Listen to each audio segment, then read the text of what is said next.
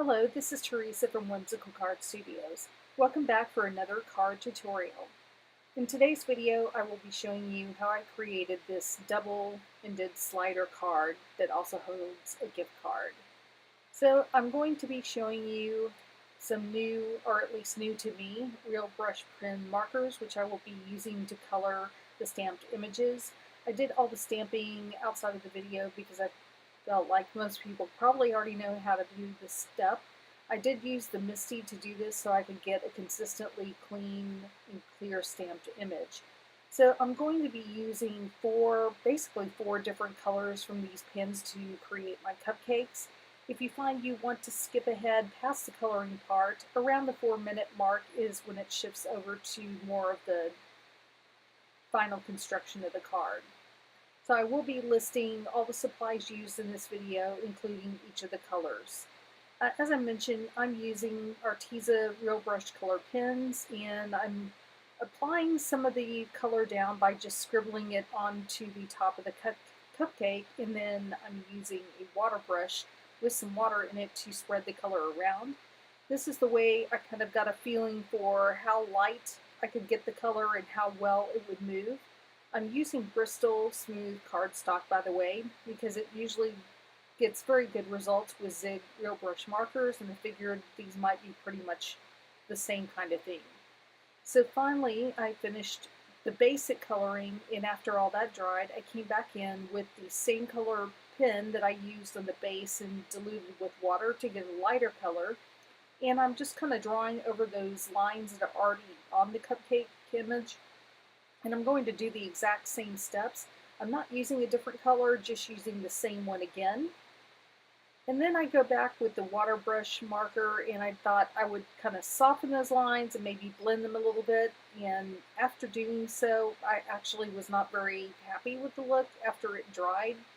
So after completing this step, I actually ended up going back over yet again and adding some more color in different places so that I got a more variable result with some distinct darker areas and lighter areas. So this is part of me experimenting and just getting familiar with these markers and how they would work compared to Zig markers. I do find that they're very similar.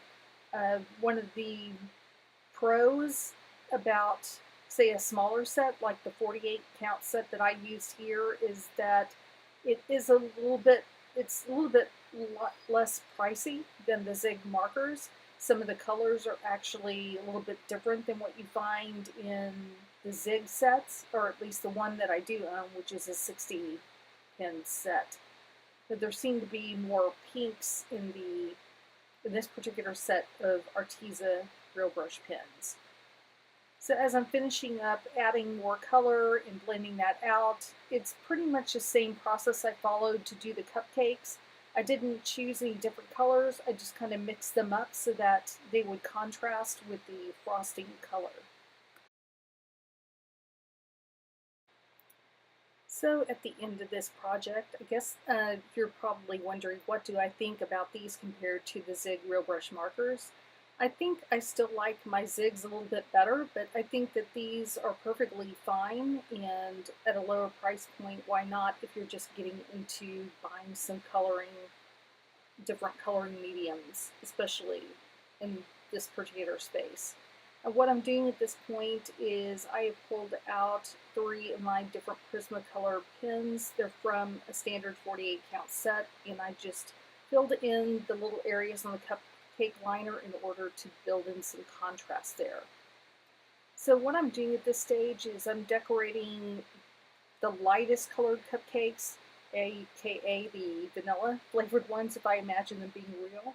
And I'm just using some water-based markers there, not because I'm planning to do any more watercoloring with them, but it really doesn't matter what kind of marker you use as long as it has a fine tip in and you have a variety of colors to make good little sprinkles. They're also not necessarily dimensional unless you do what I'm doing here, which is I'm using a pen from Ranger that puts embossing, what am I trying to say, ink on the little dots, and then I can go back over those with clear embossing powder and heat set those, and make them look a little bit more dimensional without actually adding anything that could fall off of it later. So just one decorating option that you have. So now you're seeing, after I die cut all of these out, and I did use a Brother Scan and Cut, by the way, to do this process, I'm now going to further embellish the remaining cupcakes that I have. I'm using some little sprinkles from Little Things by Lucy, and the way I'm going to put these onto these two pink cupcakes is by putting some multi-matte medium, and I'm not going to be picking up each little piece and placing it down on there because I think that would make me absolutely insane.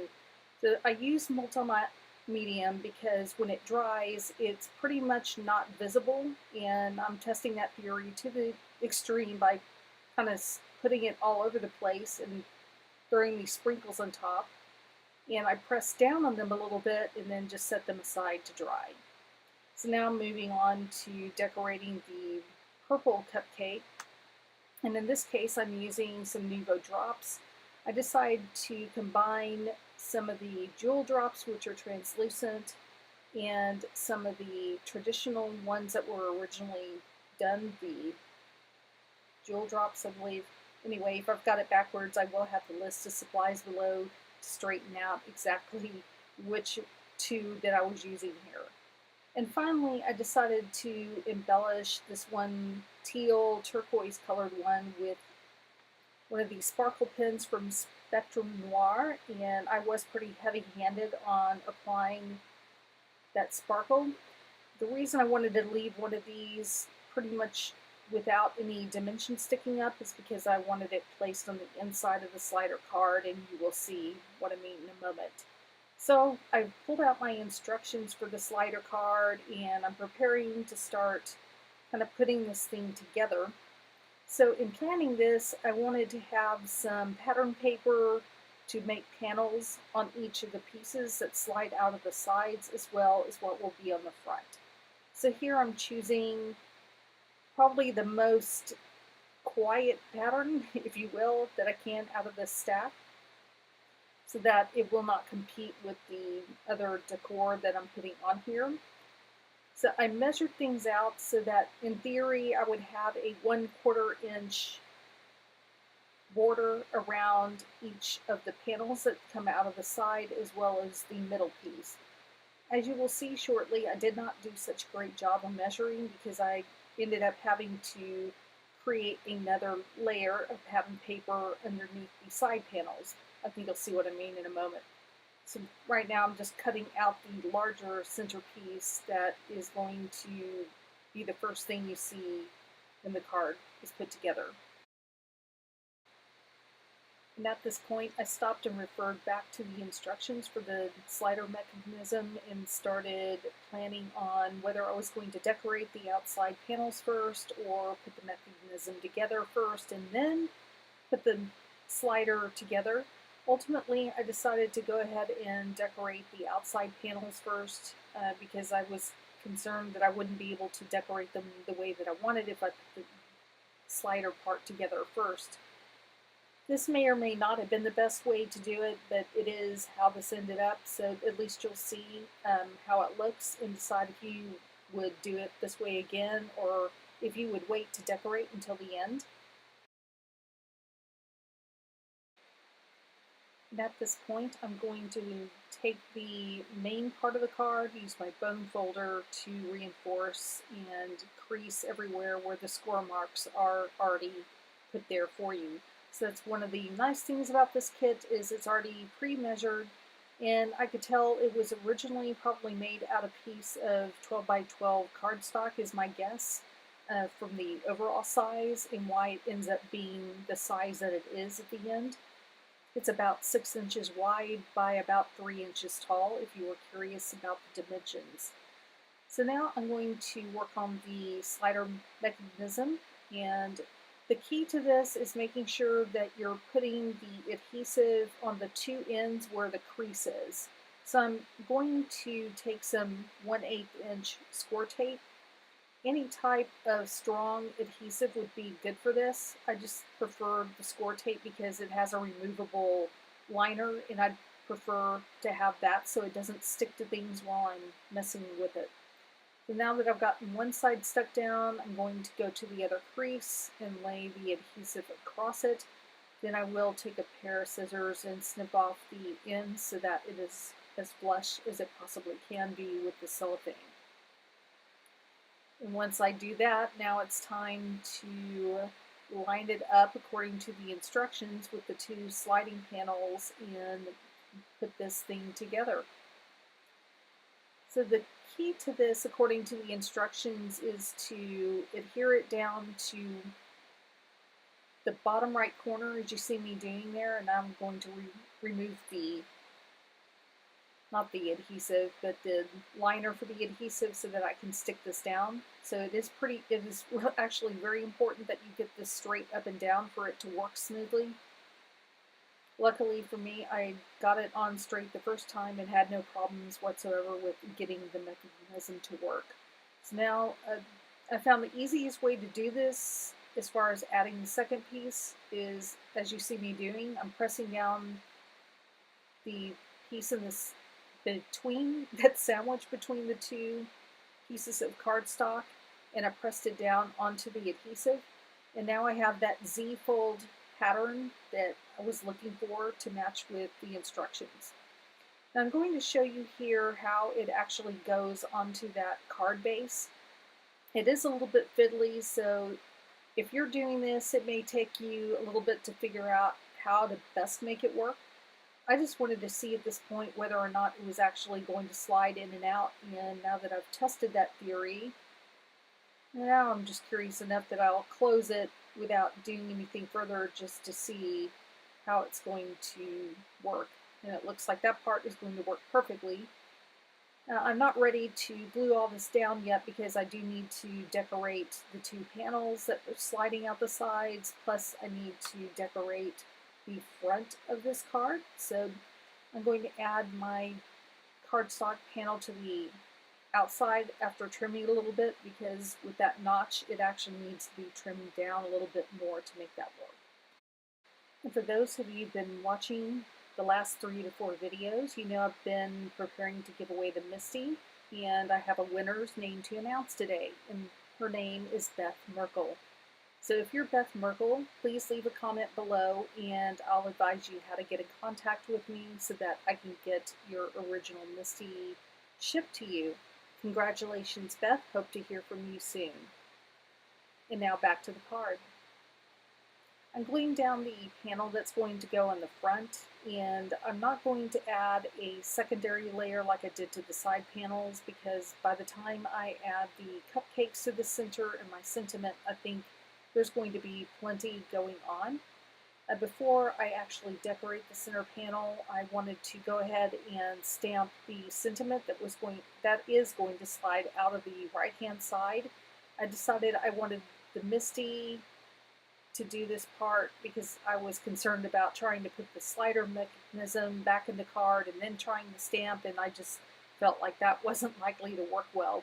So I am now stamping this with VersaFine ink, which I love for very dark and solid black stamped images.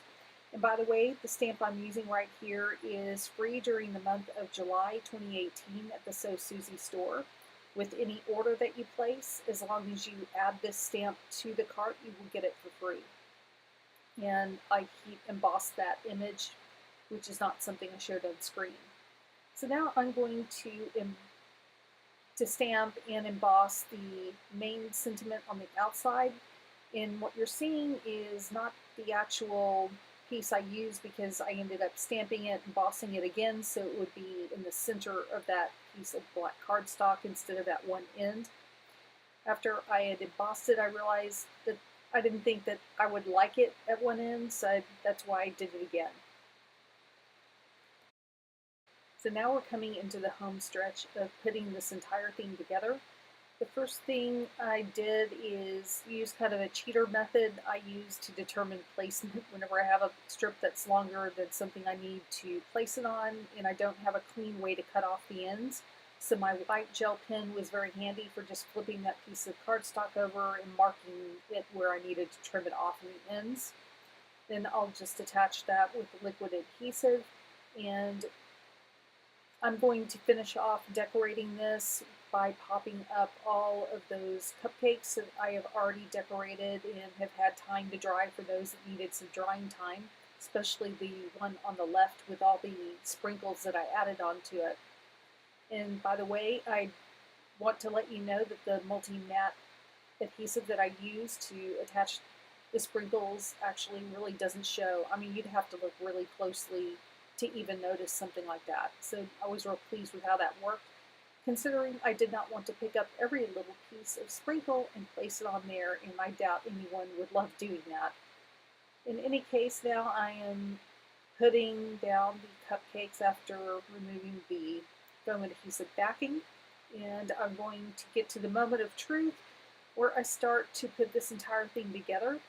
So it kind of feels like a bit of an accordion, so to speak, when you put this together, because you slide it on and you think you have it all ready, you start to fold it up, you flip it over, and then you're going, whoops, well that's backwards, like I just did. So I had to go back in, remove it again, turn it the other way, check it again, fold it back up, pulled on it again, trying to figure out, and oops, that was back, now it's upside down.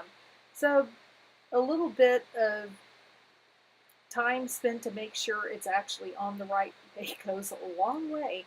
And by all means, don't glue the thing down until you're sure that it's actually in the right spot, as you can learn from my mistake and hopefully not repeat it.